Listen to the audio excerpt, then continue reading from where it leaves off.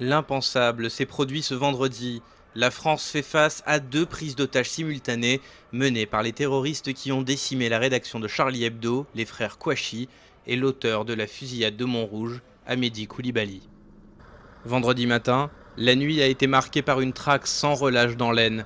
En tout, quelques 88 000 fonctionnaires de police ont été mobilisés pour les recherches et l'ensemble des opérations de sécurité. Il est 10 heures, les frères Kouachi sont cernés. Ils se retranchent dans une petite imprimerie de la zone industrielle de la Gaule à Dammartin en Gaule, où ils prennent une personne en otage. Le ministre de l'Intérieur confirme rapidement l'information.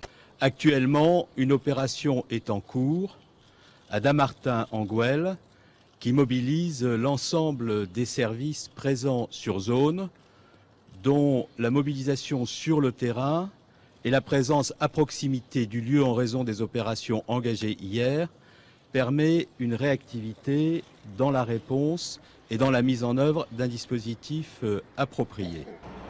Et puis à 13 h, l'impensable, une autre fusillade éclate à la porte de Vincennes.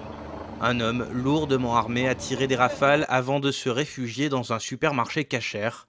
Cet homme, c'est Amédi Koulibaly, le principal suspect dans l'attaque de Montrouge dont la police diffuse un signalement dans un appel à témoignage.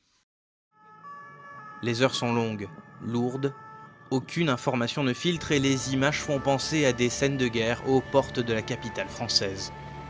Et puis à 17 h, des explosions, des tirs retentissent à Dammartin en Gaule.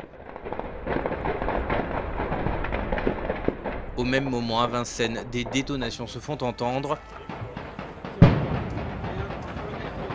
Les assauts sont lancés, simultanément.